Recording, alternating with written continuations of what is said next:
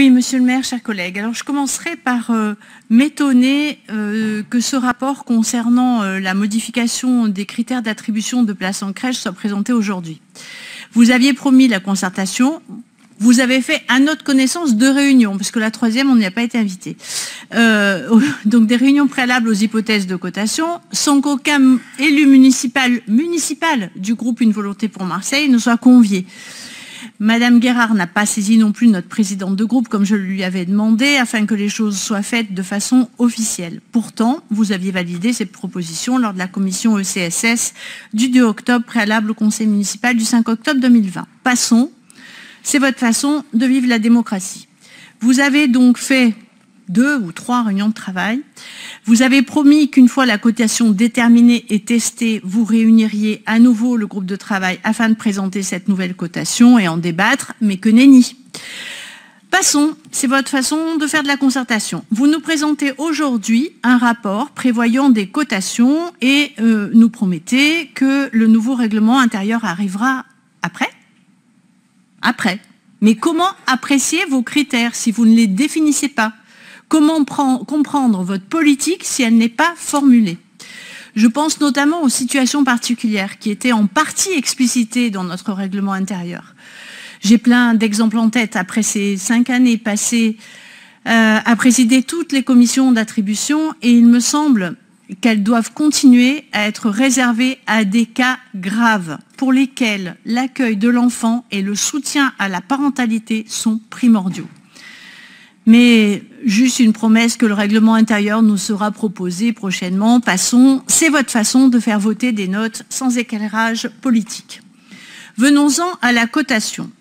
Il faudrait prendre des tas d'exemples pour démontrer que, loin de clarifier les choses, vous les rendez plus opaques en ajoutant des points par-ci par-là, vous diluez les priorités.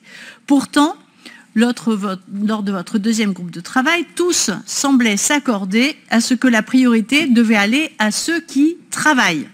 Oui, mais si on a un quotient familial inférieur à 1400 et 2 enfants à faire entrer en crèche et 1 enfant déjà dans la crèche, hop, on passe devant ceux qui travaillent. Là, nous ne passons pas. La priorité aux parents qui travaillent est essentielle pour nous. Votre seule nouveauté, c'est le tri des enfants par les revenus des parents.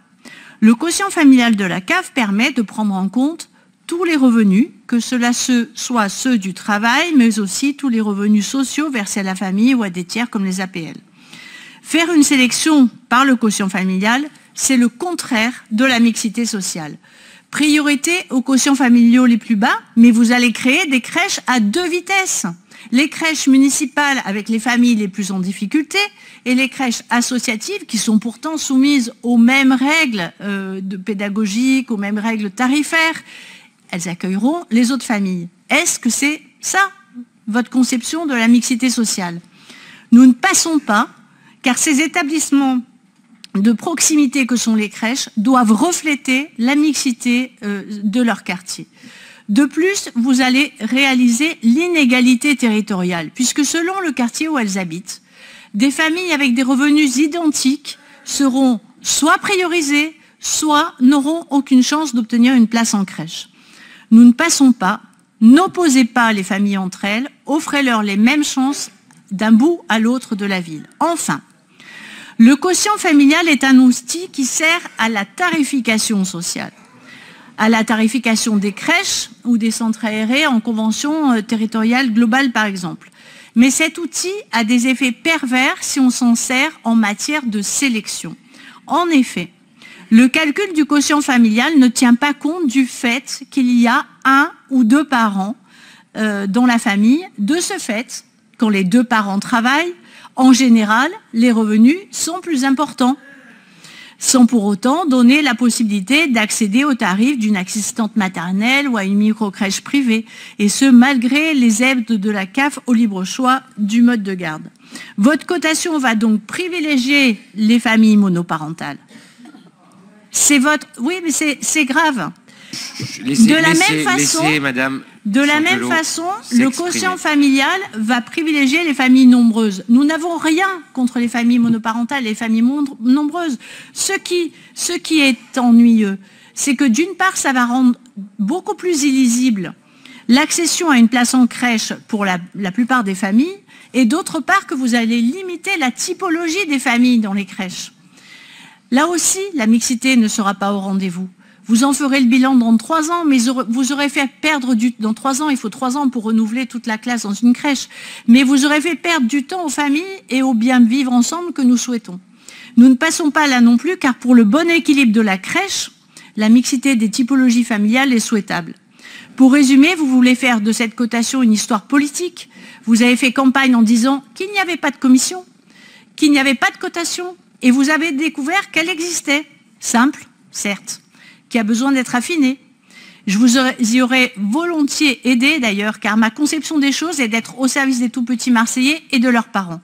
Mais là, vous dénaturez le service public, opposant les familles entre elles sur leurs revenus, détruisant la mixité sociale du quartier qui se crée à la crèche. Bref, ceux qui payent des impôts n'auront plus droit à la crèche.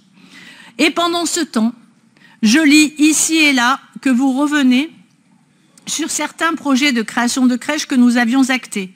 Oui, pendant ce temps, toujours pas de politique de développement de places en crèche. C'est pourtant là que vous attendent les Marseillais, c'est là que nous vous attendons. Puisque nous ne passons pas sur cette inégalité devant l'accès aux places en crèche municipale, nous voterons contre ce rapport, malgré le fait que vous ayez tenu compte de notre amendement sur le handicap. Bien, je vais vous dire, et je vais faire